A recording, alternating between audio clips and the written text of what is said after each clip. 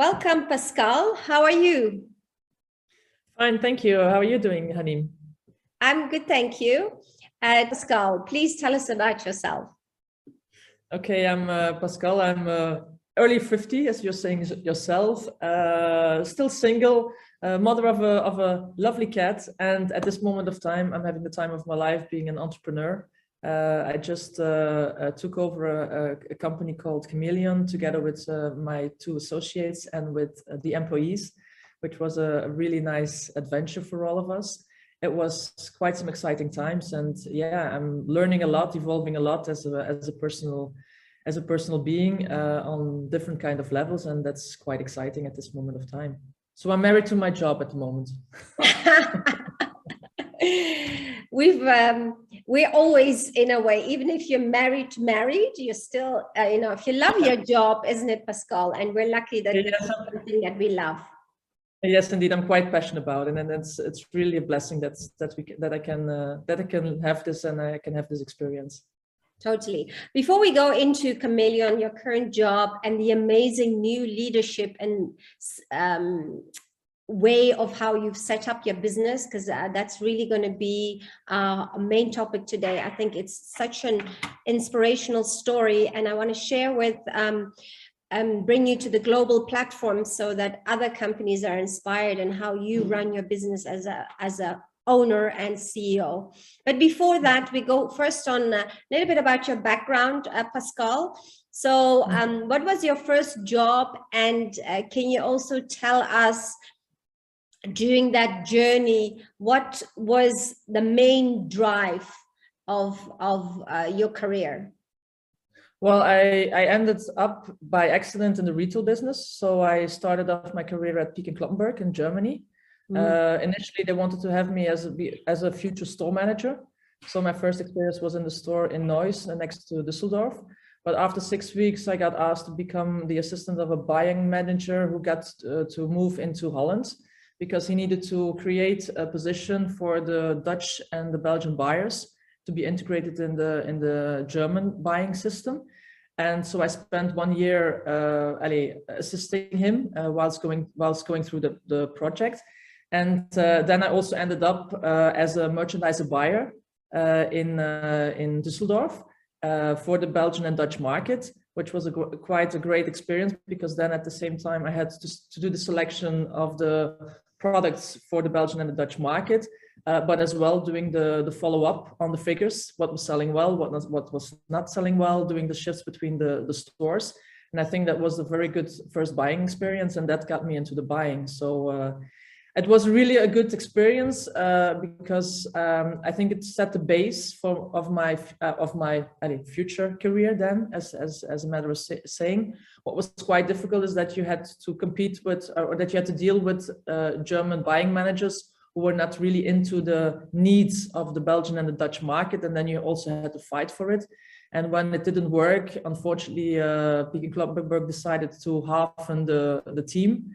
And because I was always so stubborn and trying to fight against my German buying manager, I got fired. And yeah, that was not so nice, of course, as a first job experience to lose your job. But in the end, I think it was good that I left the company and to continue my career elsewhere. And then you ended up as CNA after that? No, I did 4 years of Superconfex, which was a local retail player, where there I could discover the buying department from A to Z whilst designing the collection with an external designer, going to the Far East to do the negotiating, to do the product development, and also then afterwards doing all the marketing follow-up as well. And that was quite an interesting experience. But then unfortunately also Superconfex got bankrupt. But then we got selected by CNA, and I ended up at CNA. And that was a really good experience. I worked there for 7.5 years, both as a product manager and as a unit leader product manager as well. So, and then afterwards I left, because also I had the feeling that also at CNA it was more a top-down approach. And because we also had to follow what the management was saying, and that I felt was a pity, because I think at that moment of time we were a group of unit leaders which were quite talented, and I felt that they were not taking enough of the talent of us. And then I moved to Apples. That's a small company by PP Retail Group, who's also owning the Lola and Lisa stores in Belgium. And they wanted to make sure that Apples was moving forward into the retail environment whilst bringing more young fashion. But unfortunately, that experience only took 1 year. I was the buying director. That was also one of my dreams at a certain moment of time, to become a buying director. But it didn't work out. So that was a bit hard to digest, but it also gave me the chance to take a year off and to have a personal sabbatical year, which always is quite good if you've always been working so hard. And then I ended up working with the company called Tape à l'œil in France. It's a children's wear retailer belonging to the Milieu Group. And there was the product and development director. I worked for 1.5 years there. That was quite great, but I think commuting work-life balance was a bit difficult. So we ended up we decided to say, okay, we stop working together. And then I had the amazing chance to join Cameleon. But before that, I was still trying to consider, will I stay in the retail? Will I not stay in the retail? Because after having had more than 20 years of experience in it, is this still what I wanted? And in the end, I think retail is my life. Retail I love. And I ended up with Cameleon. Cameleon is a high-end department outlet store. And for me, it was quite interesting to see also the outlet markets, because I've been going through all the other different kind of retailers. And I knew that even we were a small team, because I started off as a buying director, I could really use the experience I had before. Let's say volume bundling, that like we used to do at CNA. You could see, okay, we do it with certain suppliers, with certain brands that belong to one supplier. Okay, let's go and discuss what is the buying budget we are doing with you. How can we negotiate the payment terms and the financial conditions? And try to really bring that, and also on the local part to say, okay, how can we make sure that the good relationship with the suppliers are really going well? That's also something we learned from CNA, and that really helped a lot. So but I think the most specific part about Cameleon, we're going to come into that right now, is there's actually two things that have happened. Firstly, from an employee, you've become an employer. You've jumped after 2 years of becoming an entrepreneur, which is an amazing step. So I would love you to touch base on that and how that feels and how that is executed for you personally. And secondly, the amazing concept that you've brought in and the participation of your team in Cameleon. If you can briefly touch base on those two topics. So you have to know that, okay, I started in Cameleon in October 2016. In 2009, as a buying director. In 2019, I also got the logistics department on my side. And in 2020, when the COVID arrived, I got asked to become a managing director because they stopped working with the former CEO because it didn't work anymore. So you have to imagine you become a managing director. Okay, fine. In the COVID periods, shops are being closed. You have to open your shops. You don't know what is going to happen. So you have to really be, okay, think about what's the base of our business. How can we make sure that we offer our customers a safe place to shop? Yeah, and knowing that you can only receive 250 customers at the same time.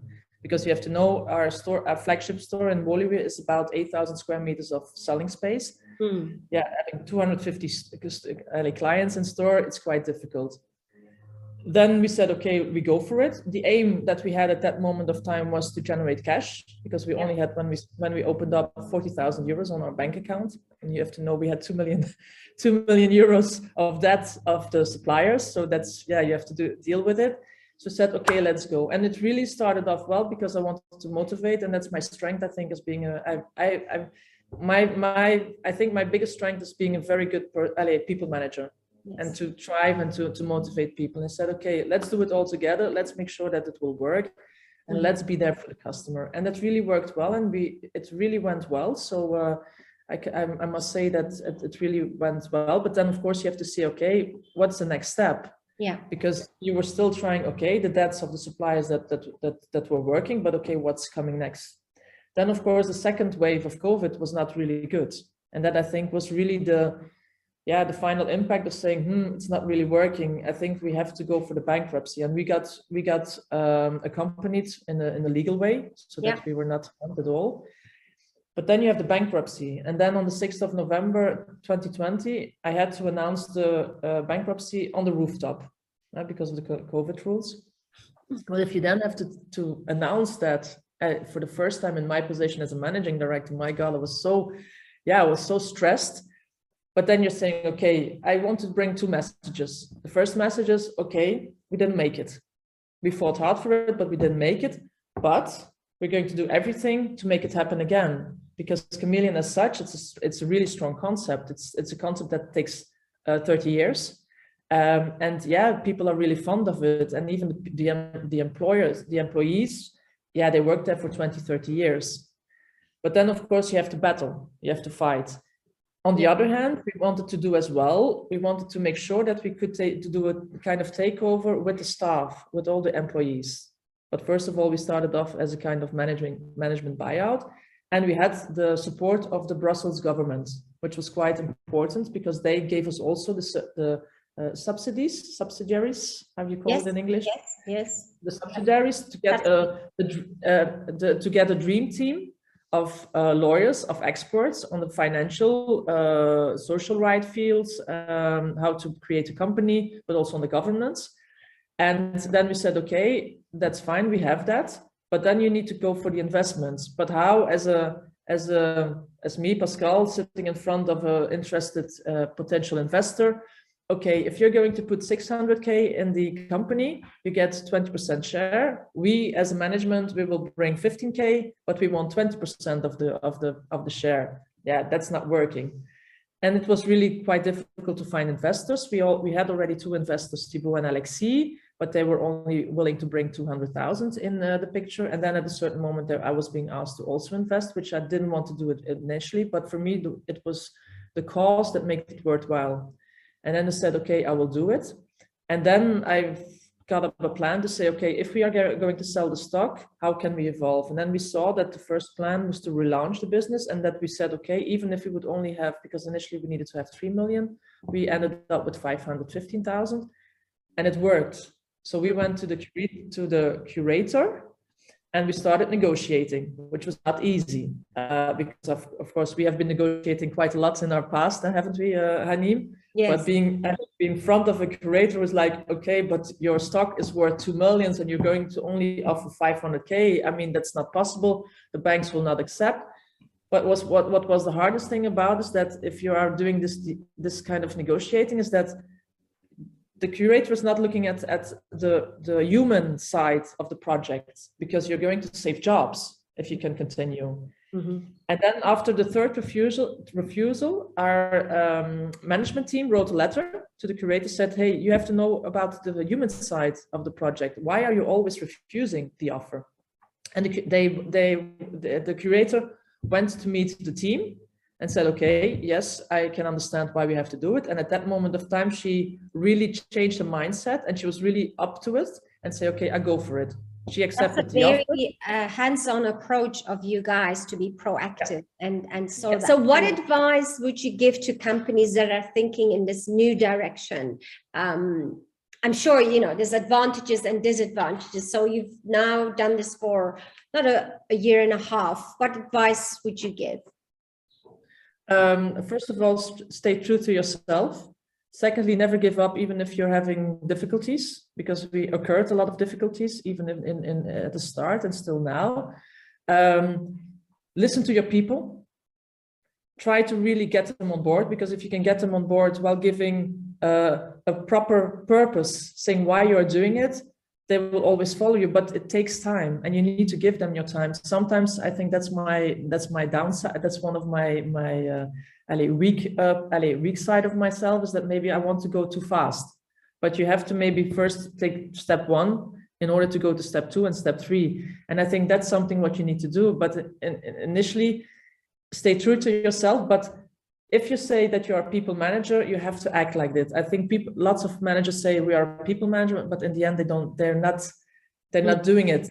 Exactly. So you call yourself CEO, but you're wording it differently. Can you share that with us? Yes, for me, Chief Emotional Officer says it more, because I think I would really love to bring the emotion in our branding and everything we're doing.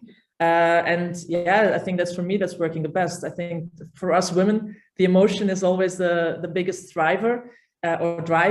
And for me, it's important to call myself like this, because I don't like the word CEO, Chief Executive Officer. It's like, oh, it's so boring. And I think it's, yeah. And for me as well, I don't want to have these names or titles. For me, I'm Pascal, and you're saying you. Allez, I don't know how to say it in English, but you have the you allez, as being jij and u, allez, the vous. But for me, it's Pascal, you have to, allez, for me, that's important. And yesterday I was even at the cash desk when we were open. So that's for me also being a good Chief Emotional Officer and leading by example. I love that. Leading by example. We're going to leave it with those beautiful words. Pascal, thank you so much for your time, and I hope to see you soon. And we will keep following all your amazing achievements at Cameleon. Good luck. Thank you very much. Thank you. Bye-bye.